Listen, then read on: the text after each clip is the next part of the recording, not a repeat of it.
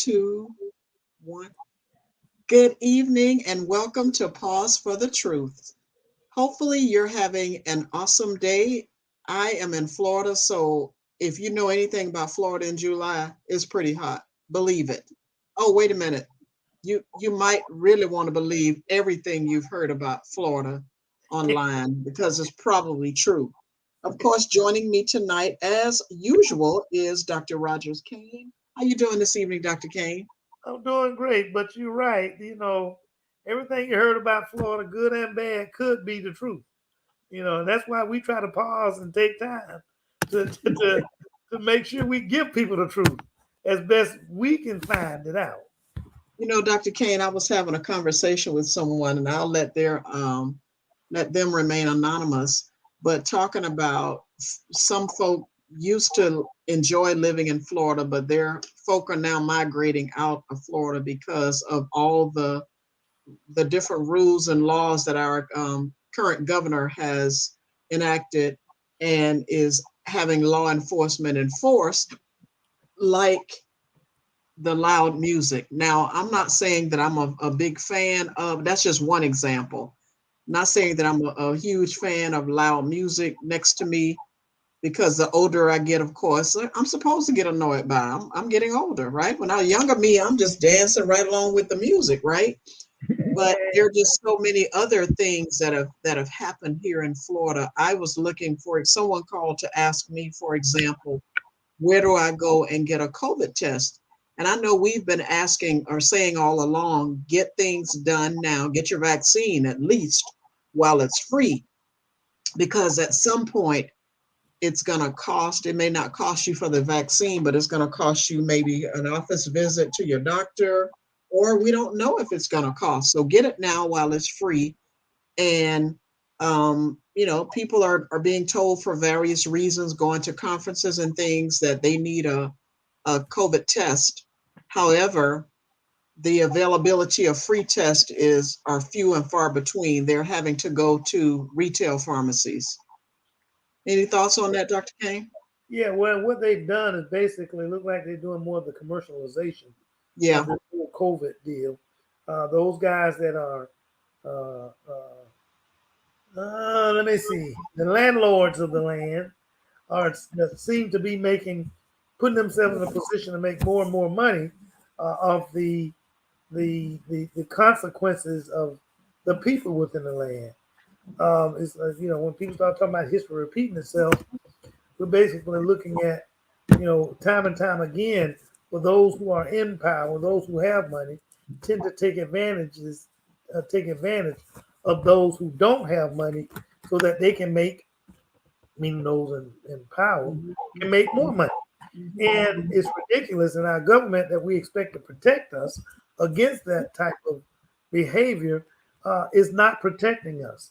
I mean, you're talking about having, as it relates to the COVID testing, and I look at it as it relates to teaching. I mean, this is ridiculous for what the teachers have to go through.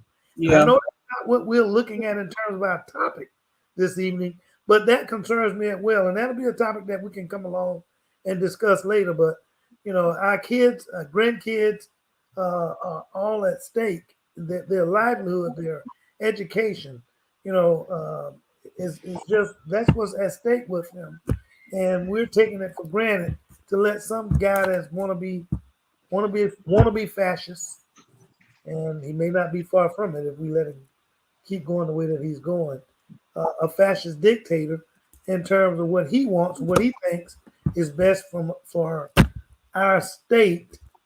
He alone thinks. Forget about the democracy that we even think about having multi opinions in terms of what's best. But I digress. That's a whole nother subject. Don't get me started. Too late. Don't get you started. It's too late, Dr. King. I already got you started, but we're going to go ahead and pivot. We always like to remind people, either at the beginning of the show or at the end, that if you have not gotten your COVID vaccine, folks, go ahead and get the vaccine, because although you may not hear about it a lot on television, people are still getting COVID, and people are unfortunately dying from COVID and or getting very sick. So if you have not gotten your vaccine, please consider doing so that we can stop talking about it. Just as On much an as average, we're real quick, on an average, I have 2 to 3 patients a day with COVID. Thank you. So it's still happening, and the vaccine. You're right. So let's get the elephant in the room out of the way. The vaccine does not prevent you from getting COVID. However, it can prevent you from dying from COVID. So you could die without the vaccine, but you probably won't die if you get the vaccine. So just weigh the risk before you just say no. So I'm excited because tonight is an awesome topic, and Dr. Kane and I always talk about our behind the scenes guy. Well, he's not behind the scenes because he is the expert for tonight's topic as we talk about how technology has saved our lives. And of course, I'm talking about none other than Tyrone Jackson. Yay, Tyrone. Just call Tyrone. Now, I won't sing the song, Why Don't You Call Tyrone? But you'll learn more about why Tyrone is an excellent source for your technology needs. So we're going to talk about technology tonight. Tyrone, technology is everywhere. I mean, everything we do. And I bet if I ask you, if you have your cell phone in front of you, you're probably going to say yes. Yes. I mean, it's just so much a part of our lives. And I know some older people, okay, I'm going to call my mom out, who was kicking and screaming about technology because she hated every time she called or went anywhere, they told her to go online. So, Tyrone, I'm going to let you start the discussion with us. Why are we talking about technology tonight, and how has it changed our lives? Thank you very much, Jocelyn. And thank you, Dr. Kane. It's always a pleasure to what we've coined the phrase of come from behind the scenes. It has been an awesome journey with both of you. I want to start by saying constantly or with some regularity, I hear we talk about how technology has affected all of our lives. There are a great deal of things that technology has done for us, but there's also an equal amount of negative things that technology have done for us. And as I was doing basic research, I was coming in here. The Smart Water over the last 2 years had a contest where individuals would give up all of their technology for 1 year. And upon giving up all of that technology for 1 year, if they're able to do so, they would get $100,000. So, and it was very interesting. So then they interviewed the individuals before and after. And at the beginning, they all said how easy they thought it would be. At the end, they said how difficult it was. But at the end, they also said they felt their lives were better because of it. Three main reasons: connections for relationships, health wise, because if they weren't talking on the phone or looking up technology, they went outside and enjoyed the outdoors. And they were more organized and feel better about themselves. So that tells us that technology has a very important place in our lives, but it is not to replace those things in our lives that give us quality. Sure, it does, Tyrone. What I appreciate about technology is I could get rid of the map, because when I tell you I'm trying to read the map and figure out how to, I was so happy when I got a map on my cell phone and could the first thing I threw away was a paper map. And that was one of the first things that one of the young ladies said, is she didn't know how she was going to make it without GPS on her phone. But she then discovered that she went fewer places, and she only went to places by necessity. She had to relearn how to read a map, and she found enjoyment in that because it brought back good memories. Wow. Well, you know what though? But you know what though, Tyrone? Although I love technology, I must say, I don't like to rely on it. And I'm gonna let you take over the conversation, but it just reminded me of my best friend just went out of the country, and she was saying how her phone crashed on her en route Mm, and did not come back on until after she connected with the family. Had she not printed everything off, in terms of the hotel, the flight information, and everything, she'd have been stuck. mm.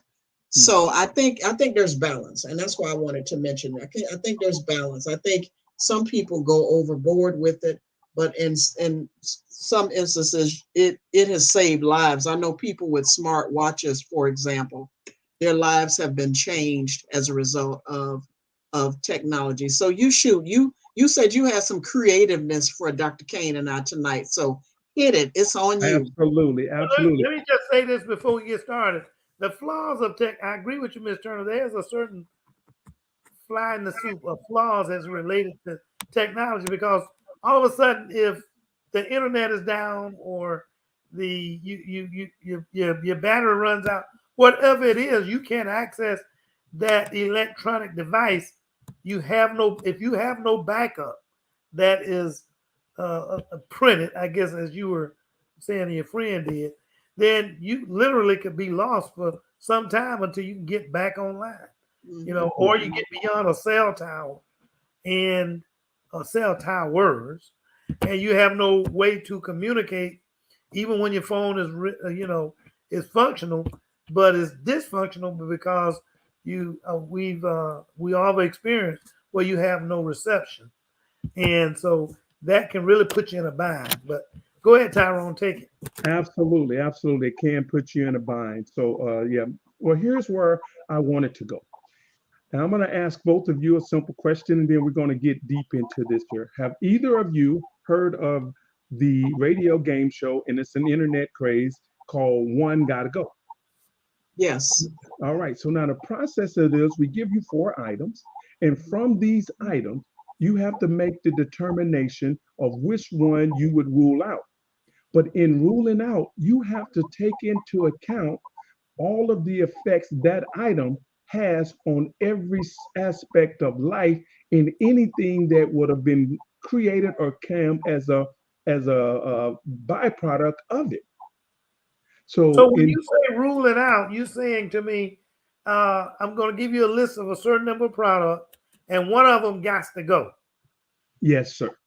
Okay. Gotcha. One of them got to go. But One before you make your determination on which one's got to go, you want to think hard about all of the effects it has had on all aspects of life, not just because it looks like it's the best one within that group. All right. Gotcha. So we're going to start off with one, and I'm going to you guys should be able to see that on the screen. Yep. So here's a list of 4 items. And from this here, I'm going to ask you guys to choose which one's got to go. And we're going to have you to support your argument. Through this process, I'm going to give you some information about the technology of that, because what we want to do is talk about technology. And let me tell you, I've been turning in my seat ever since we said that we're going to have this, because I am a technology person. I enjoy it. I love it. I watch it on TV. I'm a sci-fi geek. Everything related to technology is just exciting to me. But I want you to ponder for just a moment I already know. a world without a smartphone, a world without wireless technology, the world without Bluetooth, and a world without streaming services. Now, before you give me that, think about where you would have been without streaming during COVID. Oh, One it's of the not streaming. hold on, one of the most common questions I get asked when I show this is, well, what's the difference between wireless technology and Bluetooth? All right, so I'm going to take a moment and explain it because I want you to have the best possible. I'm just going to do a brief job and to give you a basic understanding. A wireless technology creates a wireless network for devices, computers to communicate data. All Mhm. right. So laptops, cell phones, smartwatches, all these can communicate, have access to the internet via Wi-Fi. Well, Bluetooth is designed for device to device communication with simplicity. So when you pair your Bluetooth headphones to your cell phone, you don't have to put in a password. You don't have to remember what the network name is. You don't have to worry about any of that. It is designed specifically for device to device communication with ease. All right, then. So, Dr. K, I'm going to put you on the back burner because Ms. Johnson seemed to be chopping. She said she know already which one is got to go. Well, I hadn't already decided, but as I began to kind of think it through, that I think I let the Bluetooth be the one to go, because Wi-Fi allows me to be able to have my internet connections wherever I may be.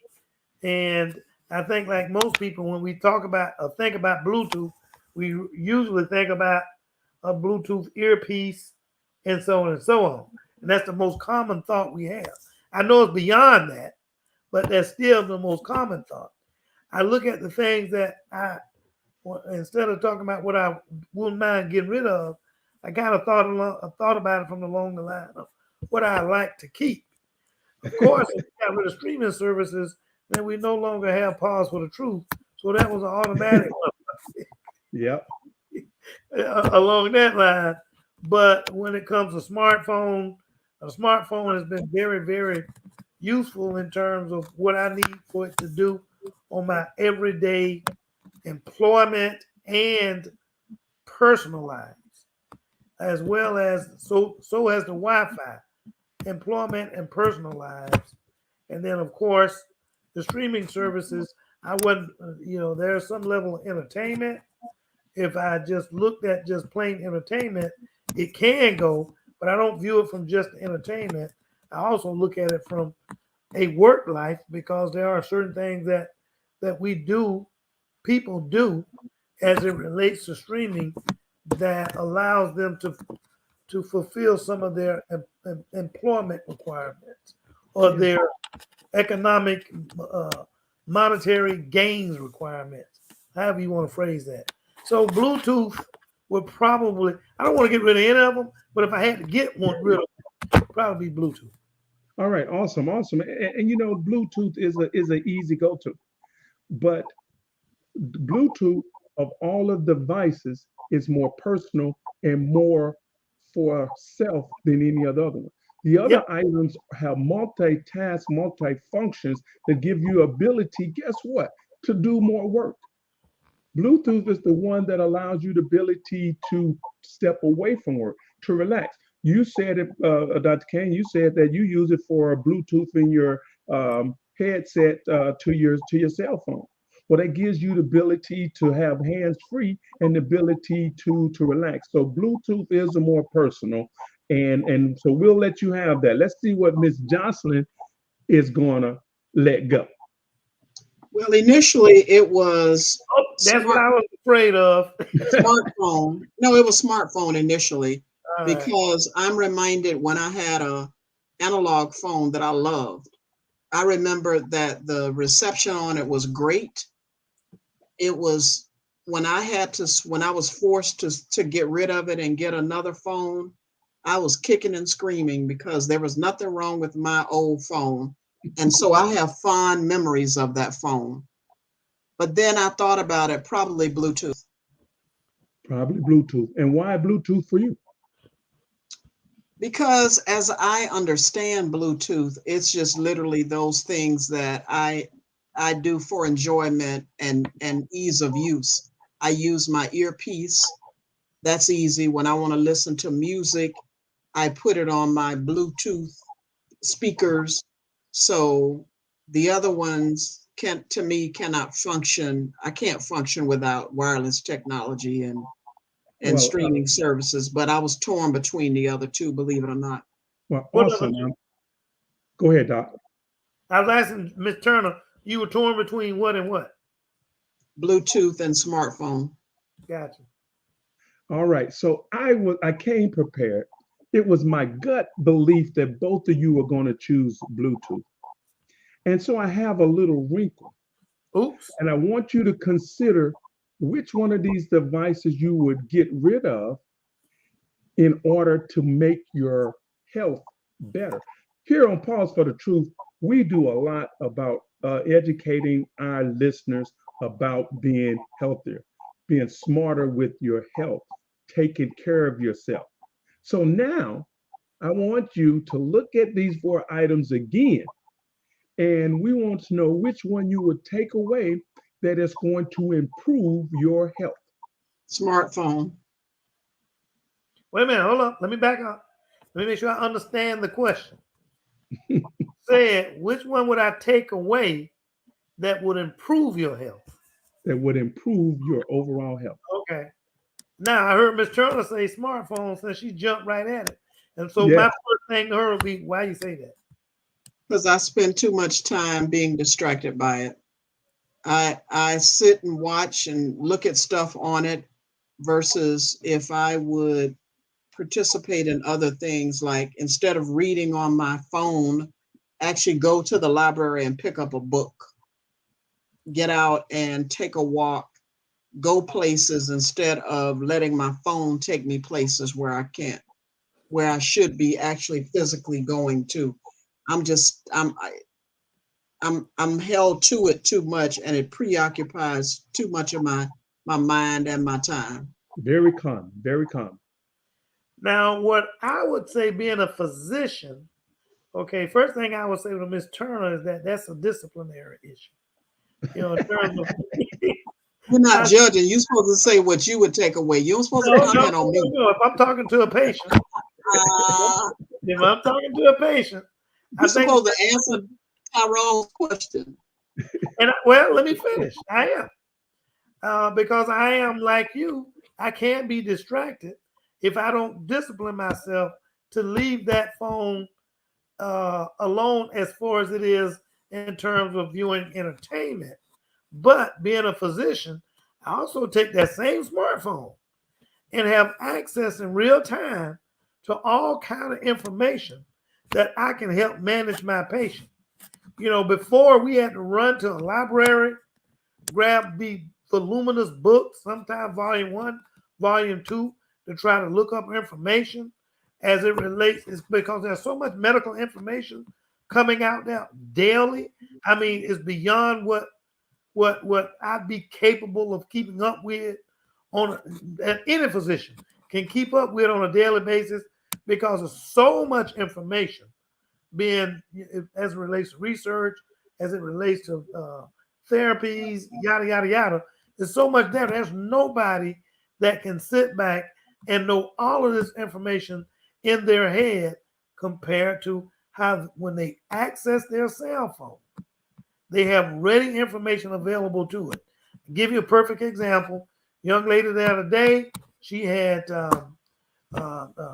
she's married, has high blood pressure. We finally got her blood pressure under control, but she wants to become pregnant. So now I got to figure out what I can use during that pregnancy.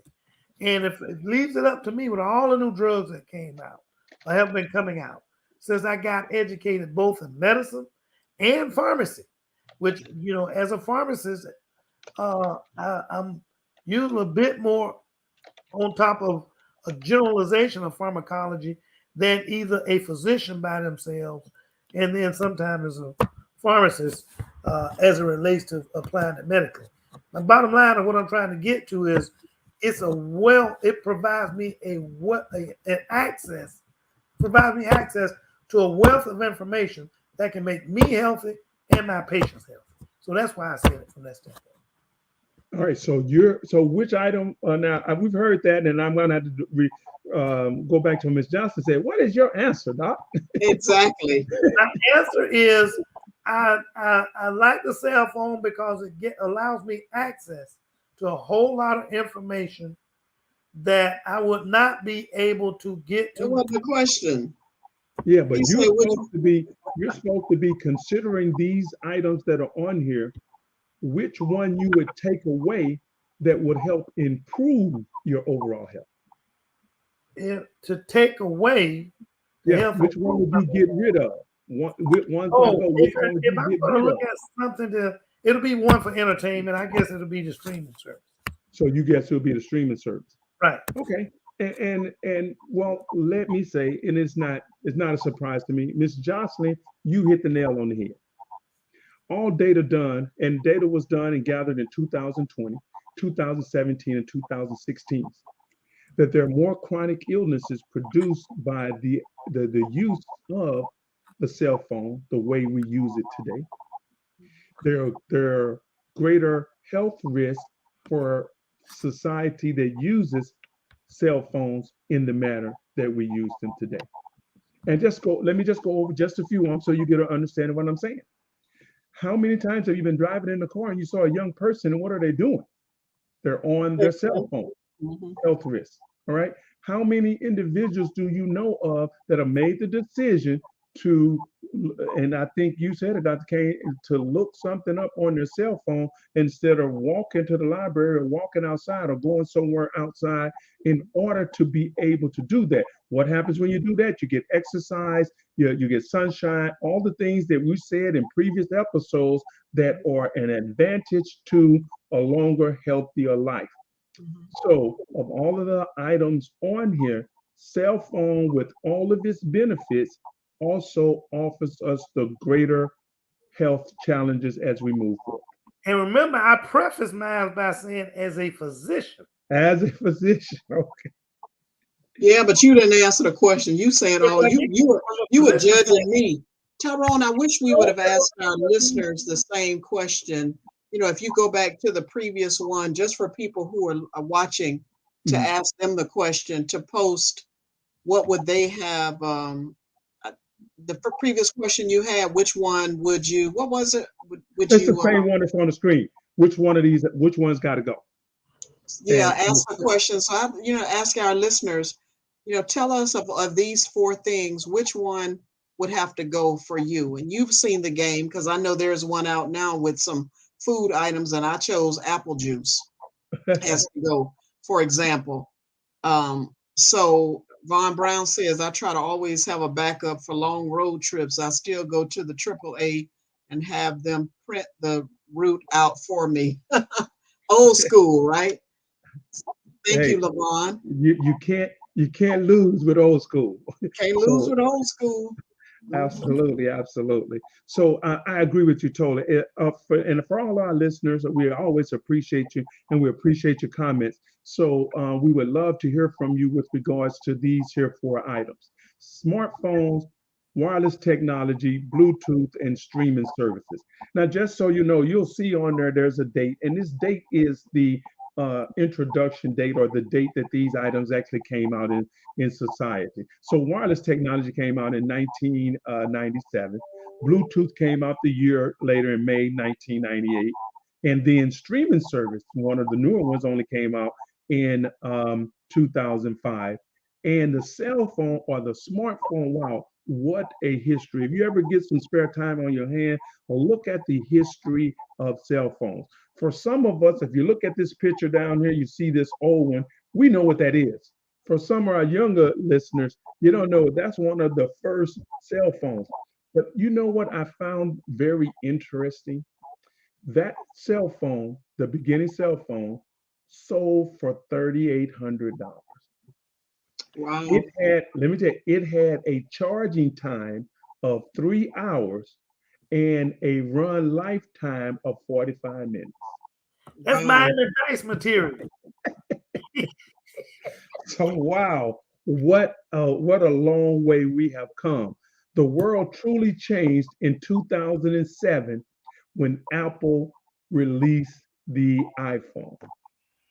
Well, my current my cell phone number that I have, I've had it since 1988. Oh my goodness. And my first cell phone was a big phone. It was about the size of a handbag. Yes, a bag phone. Yep. Wow, what a flashback. All right. Also, with your permission, we'll go ahead and move to the next one. Yep.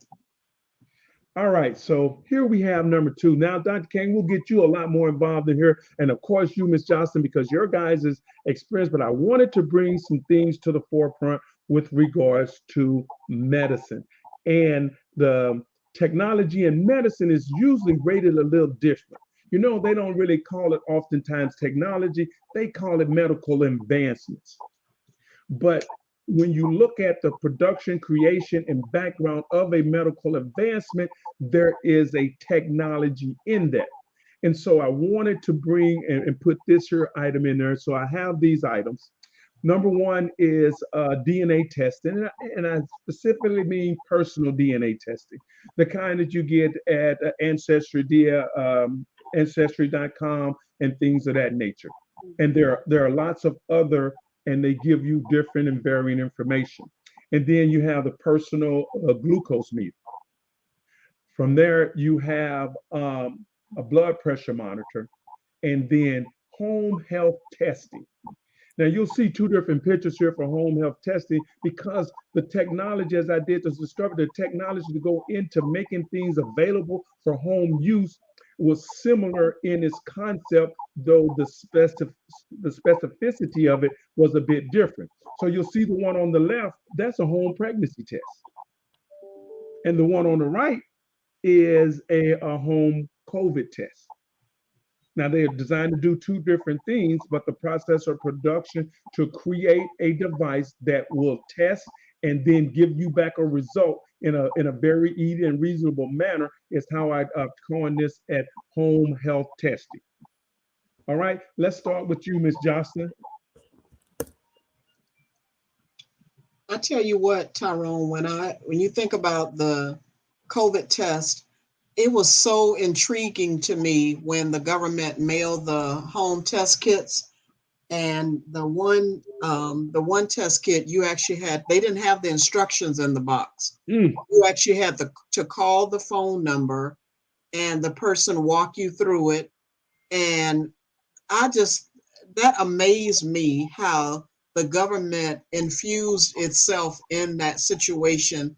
And I'm sure it was a way to really try to capture information, because one of the things that we say now, we really don't know how many people are testing positive because they are testing at home, and they've learned how to because the government has, sent the test kits more than once. So people have learned how to do it, and they don't need the assistance of the government to walk them through how to do it. Plus, yes, I went online, and the YouTube instructions are also online now for you to take the test. But it's been interesting to me to see the evolution of medicine. The personal glucose meter, when I saw it on television, the commercial, and saw how, instead of a finger prick, you can just put this thing on your arm and keep up with your glucose. And it's just intriguing to me. But I can be honest, Tyrone, and say that I never associated it with the same technology that we use for our phones and computers, the use of the personal glucose meter and my blood pressure monitor. Although nowadays, when you get those new systems, they tell you to log online, create an account so you can put in your information as you monitor your different health conditions. Awesome. And then one of the things that they've always done and they continue to do is you'll see it says glucose meter, but it also tracks that information. It also can alert you and notify you when your numbers are askew. It also gives you additional information of others in your age, height, and ethnicity that'll be similar. The tie-in with technology on these things gives the user a wider understanding and knowledge of each one of each one of these devices, and hence has truly changed the lives of a lot of people. So with that being said, Miss Jocelyn, which one's got to go?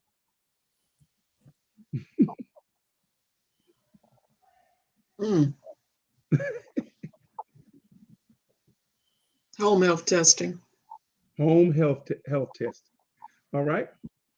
And you want to elaborate as the reason why you think of these other three items, which are all a bit more physical. The home health testing is the number of women who have taken a home health pregnancy test, and instead of having to go into their doctor and then have from that point going into the doctor in order to get proper care is outrageously up. One of the informations from when it came out in 1978, there had been a steady increase of the use of home pregnancy tests for every year that it's been sold.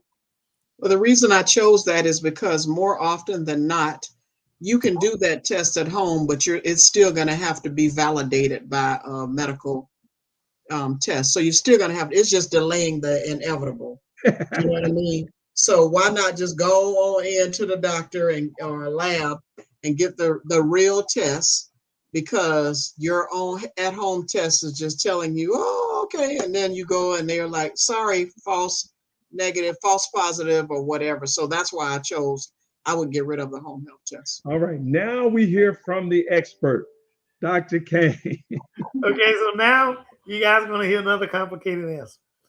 As a physician, I can go back to what you guys just talked about as it relates to the smartphone, because your personal glucometer, all information associated with some of those glucose readings, a lot of that you go back and reflect on your smartphones, and they help you monitor your trend and so on and so on and so on.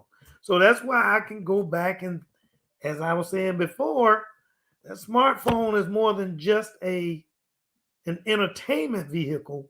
It is informative. It can help you, informative in more than one way in terms of just educating me, allow me to look things up, but also can keep track of various information that otherwise we'd have to do some kind of manual spreadsheet, yada, yada, yada, yada, all that whole thing that's involved with manually keeping track of stuff.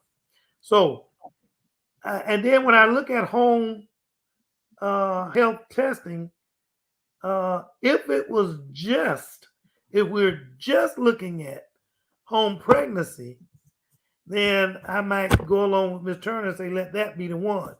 But there are a whole lot of, these days, there's a whole lot of things coming out and have been and are out as it relates to home health testing.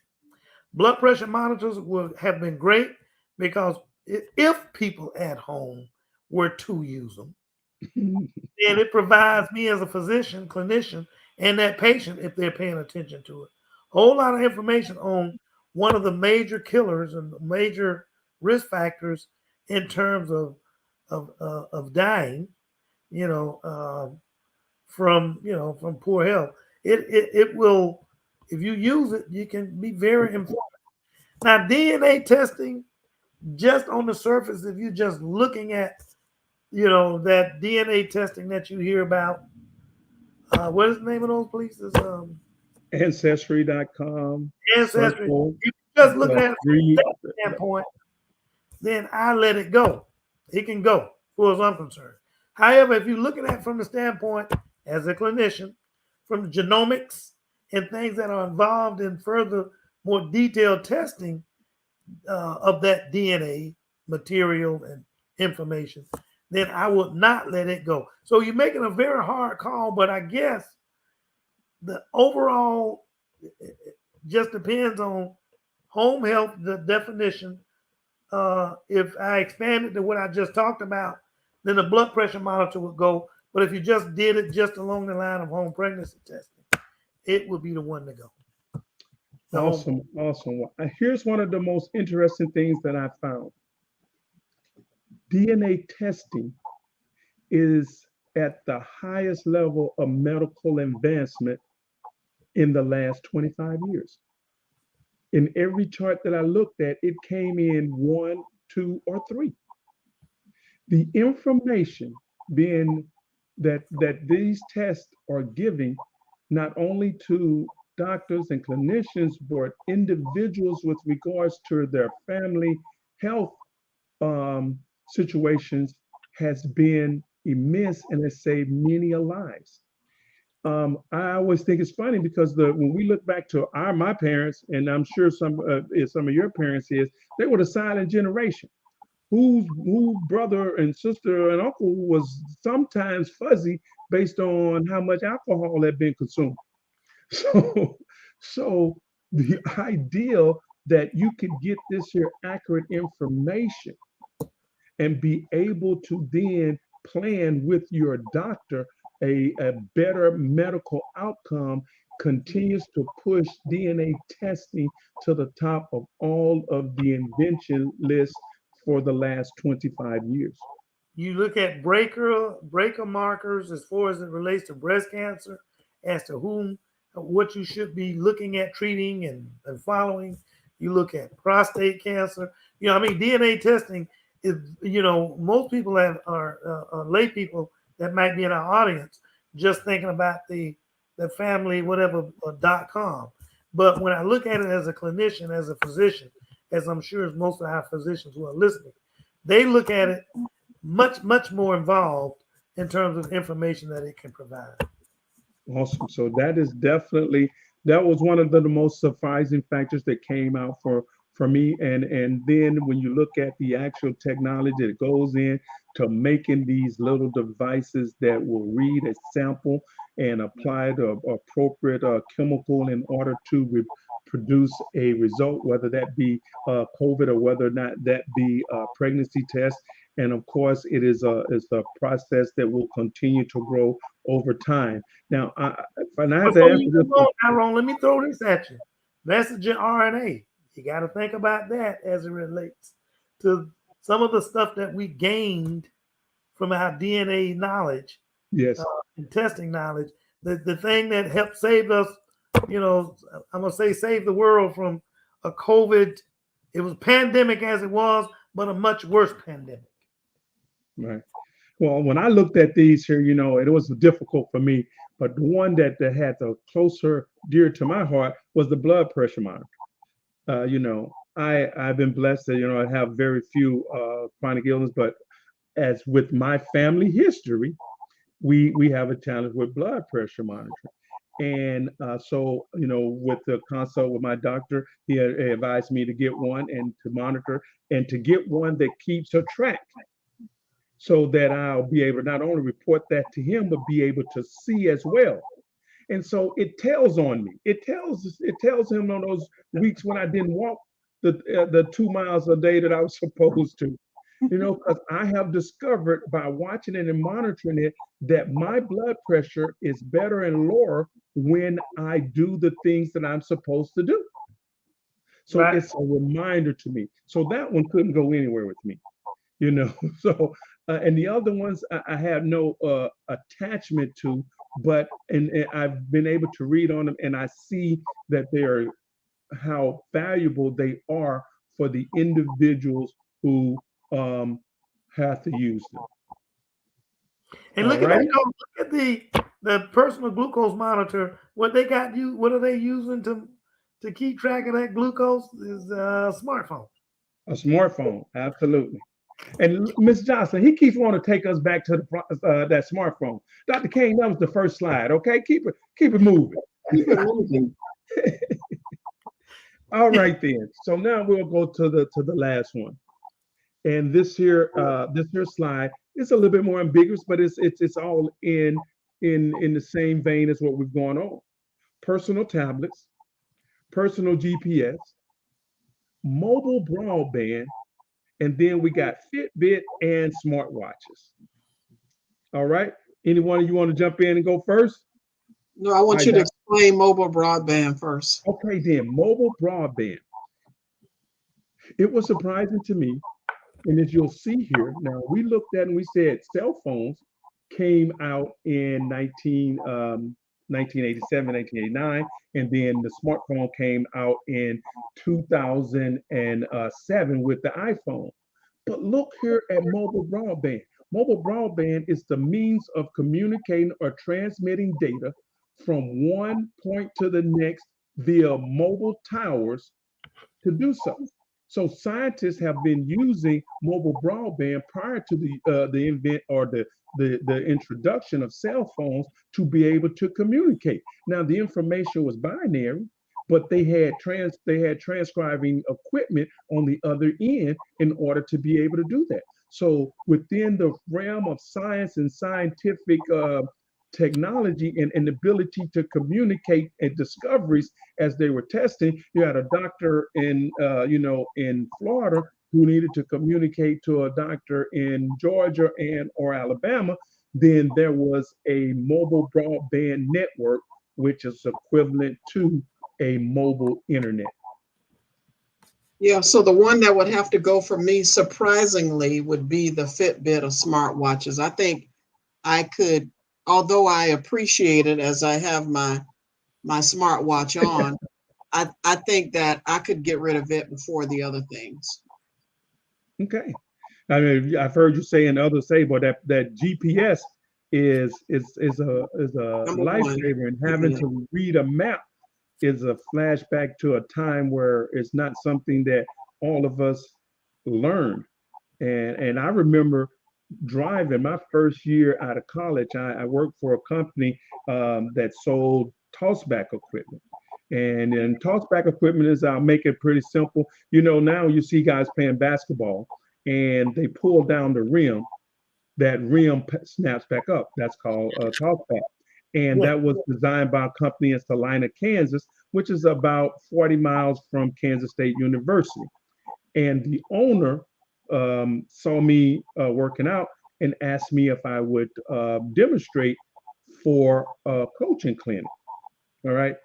So now this was 1987, and I was using a lot. I could have really used a GPS then because I was doing this in Western Kansas. And sometimes I had written directions, and it was 20 miles west, turn south at the oak tree. And, so it was very, very difficult in order to be able to do that. And I would have loved to have had GPS during that time.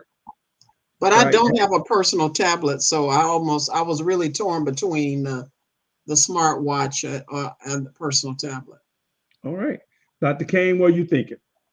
Well, I mean, a personal tablet to a degree, I kind of can equate with having a smartphone in terms of access to information. There he is going back again, Tom. We cannot get him off that smartphone. We won't get past that first one. I love the GPS. I'm agree with you, Ms. Turner.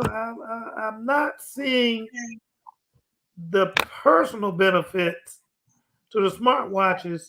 I can probably see with some patients with some things, but I'm not seeing the personal benefit with the smartwatches. Let me tell you how I personally benefited from the smartwatch real quick. The first time I got one was a Fitbit.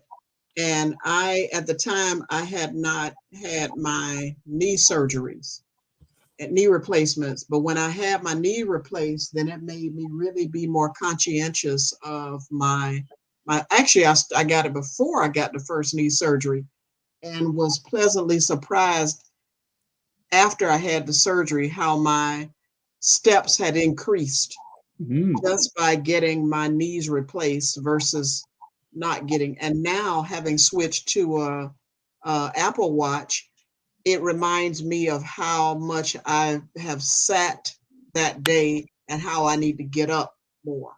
So I equate it with, so I'm almost inclined to say I probably get rid of the tablet because I don't own one anyway. And because health-wise, I have benefited a lot from paying attention to what the smartwatches have told me. Yeah, and that's what all the data says. The personal information that the users get from the Fitbit and the smartwatches has changed the direction of their health. And one of the ones that was interesting to me, and I've heard individuals say on multiple times, my wife said I only got 4 good hours of sleep last night.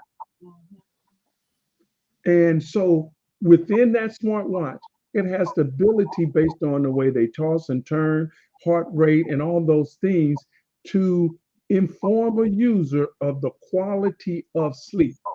Now, all the information I've been able to look at, Dr. K, I'm sure you can give us greater details on this here, is that there is a direct correlation to health and feeling well related to the amount of sleep that you get. I can attest to that. If you don't get a proper amount of sleep, brain doesn't get the proper amount of rest, of course, that can lead to fatigue. Of course, there's accidental issues associated with fatigue. But there's also, as it relates to your cognitive behavior, as they say, your cognition in terms of where you think and can remember and so on and so on and so on, it can allude to that. You also look at stuff like sleep apnea and the risk that it poses with or is associated with high blood pressure and AFib and atrial fibrillation and some other things. My only thing with the smartwatches is the reliability of them, because sometimes they say I don't walk 100,000 feet, and I barely went to. Yeah, I mean I'm being facetious, but they get this movement of my wrist. They associate that with my steps. So the accurateness of those Fitbit and smartwatches, as it relates to exercise, very suspicious for me. Dr. Kane, so what if I want to count my steps this way? Leave me alone.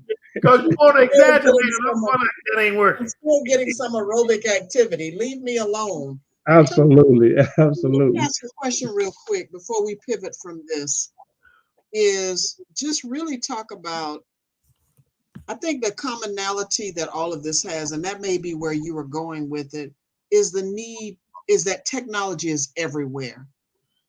I mean, it's everywhere. It allows us to do things faster, more conveniently, and it's just a way of life in so many ways. Yes, it is very difficult to go through the course of the day and not be bombarded with a multitude of different types of technologies. Mm-hmm. But like most things in our lives that are good for us, there has to be a balanced stroke.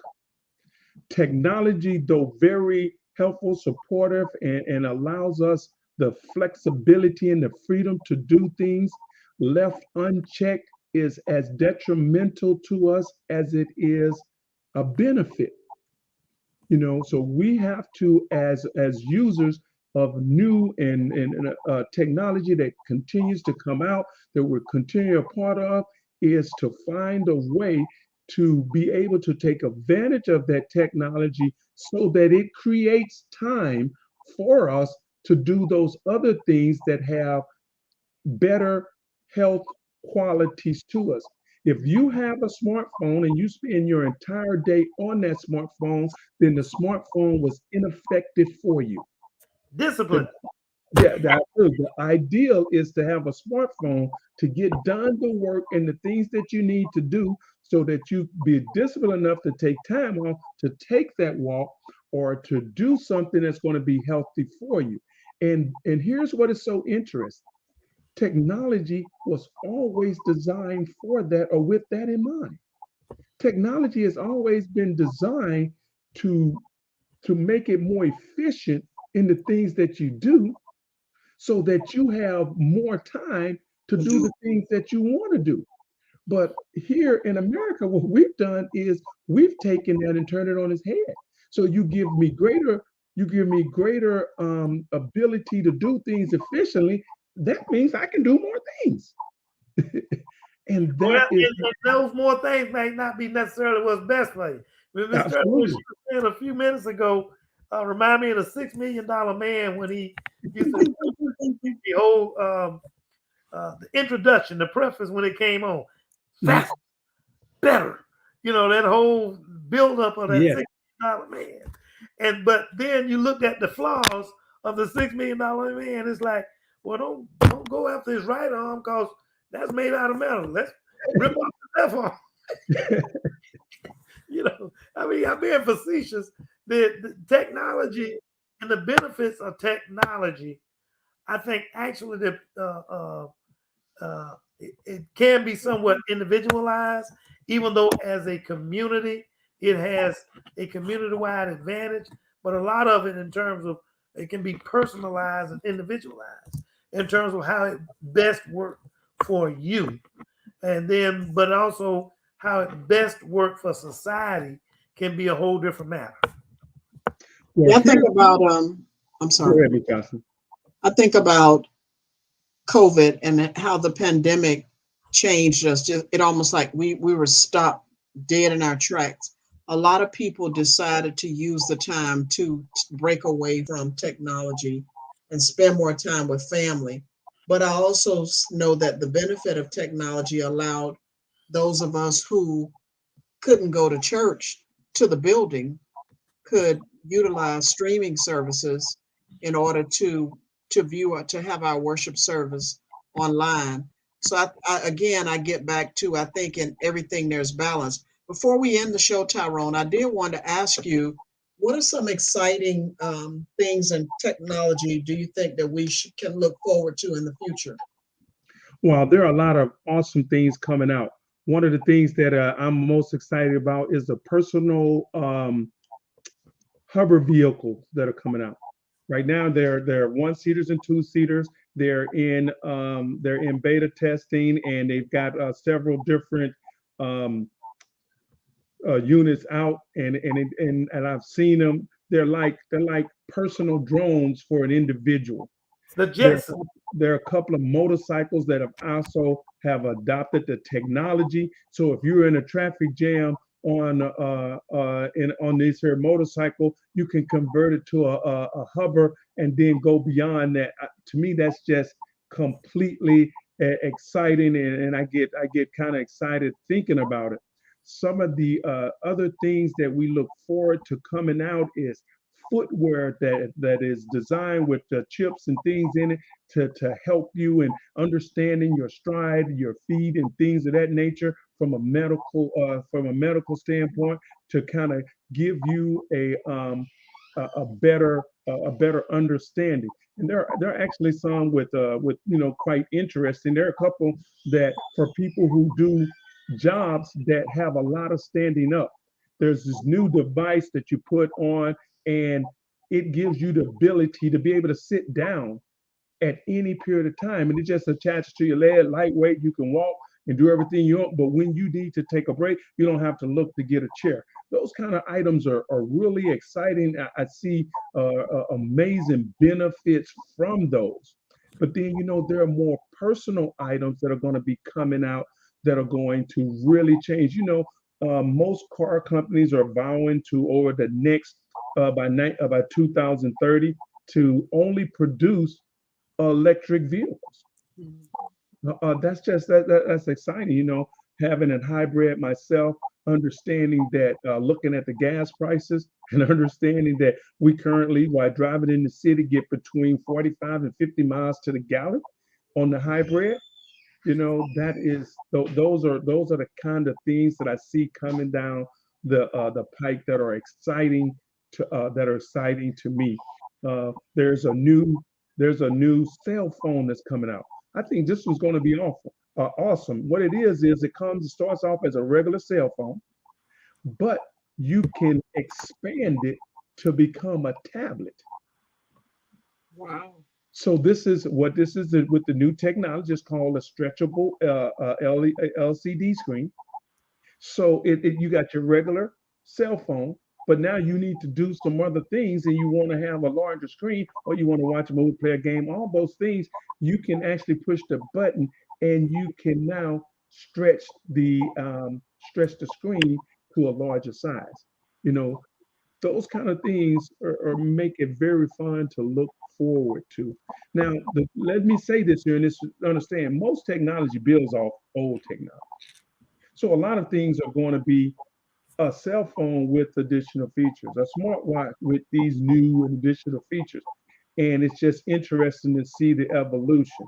If I had to say to anything to a person to look out for in technology, is to understand that computing capability is at its max.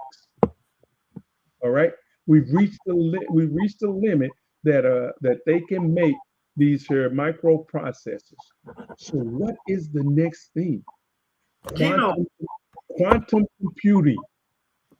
Quantum computing. And Yes, sir.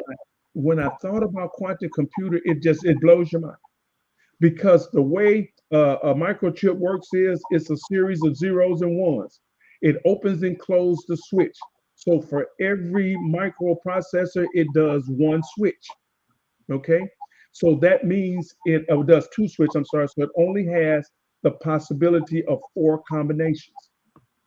A quantum processor take that switch and make it a square, and then you can do closing on each side, and it gives you an infinite number of possibilities. So that's a whole nother show, trust me. But boy, when that comes out, we're all going to be, what they say is there are problems that have been put forth on computers now that we're still waiting for the answer. When quantum computing comes out, we will be able to compute that in minutes. I think the thing that, as we near the end of the show, we always like to give our guests an opportunity to say something, but I'm going to do a little different now. I'm going to start it, and no, I won't do that. That might confuse people. No, let them be Tyrone, confused. Tyrone, you've been great tonight.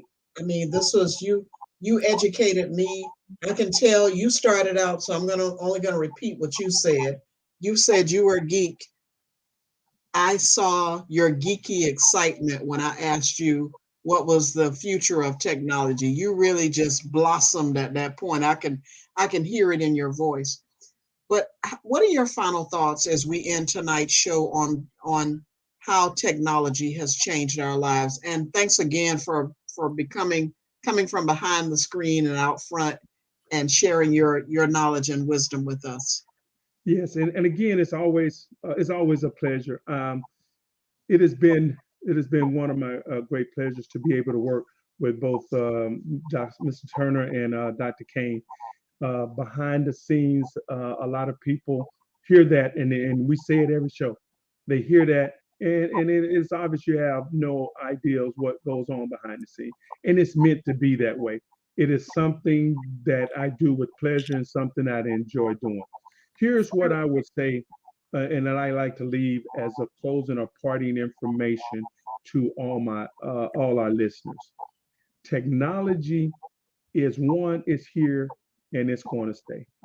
The need and use of technology will only grow, but it is incumbent upon each individual to find a happy medium for the use of technology for productivity and the incorporation of exercise, living right, eating right in comparison. You know, one of the most interesting things that I found as I prepared for this was, it's a question or a statement I hear more often. Well, I have my grandson to do it. He know everything about technology. He know everything about computers. Well, all scientific information said that's not true. The most productive age group for the use of technology is 50 through 75. Wow. The most productive group for pleasure and entertainment is that younger generation. Now, so I'm saying to us older individuals that we need to find a balance. Well, guess what? That generation have already found a balance. And that balance leans toward recreation and pleasure. If I had a nickel for every time I've heard one of my customers say to me that these young folks don't want to work, you know what I'm saying? But you know what? They will tell them, well, I can't work on a Saturday. I had a nephew of mine come visit. He said, well, I'm gonna have to come on Sunday. I can't come on Saturday because I've got a guild war that I gotta be in. You know, so the ideal is we need to find a way as our listeners and of all ages, we need to find a way to mirror the benefits of technology with the need for proper health and maintenance, and we need to do that in a manner that gives us the best of both worlds. That would be my closing. That's very good sound advice. And I'm glad you said the comment about older people. We all need to embrace it and not be afraid of it and take advantage of the resources that are available to help to assist you with doing it. Dr. Kane, what are your using it rather? Dr. Kane, what are your final thoughts for tonight's show on how technology has changed our lives? And of course, I have to always go back to what I do best. Okay, and Tyrone is the technological guru. He can tell me about things I never even thought about. But when I look at technology and the advances that occur and how can I best use it to serve my patients and my family is what I tend to look at from that perspective. I'm not surprised when he said the most productive group are the seniors like myself, because they tend to be more disciplined about some things in terms of productivity as it relates. They may not be as astute as their younger generation is in terms of how to maneuver and matriculate through the technology and the complications associated with utilizing that technology. But when they wanted to do what they wanted to do, they learned how to do it. Yes. Now, and the rest of it is, I look at from a health standpoint, the way technology is taking us. It's just so, when it comes to data storage, people talk about using DNA as the ultimate data storage device, for technology, because it's so much information can be stored on that. And I know that they're looking at that even further. I look at nanotechnology, where you can got a computer pretty much the size of 1/1000th of a meter, and the nanotechnology and applying it to medicine. When you start talking about, Tyrone was talking about expanding that computer that he made mention of, the cell phone, then expanding it to the size of a tablet. I think about what you can do with nanotechnology and being able to utilize implants and the wraparound that go around the wrist that can also provide all kind of information. And I'm talking about the stuff that futuristic is here, but yes, we haven't seen it. Tyrone has seen it. He knows more about it than I do in terms of how it works. But I'm looking at, ordinarily a physician my age start looking at retiring because of this, that, or the other. I look at the possibility of how physicians my age can extend their availability and their usefulness to society because of the way technology is advancing everything and allowing them to work longer, maybe not quite as hard, but work longer, be just as productive because of their ability to use technology. And then finally, I look at what technology brings to the table as it relates to artificial intelligence, how it's going to improve medical care, the design, how they design drugs.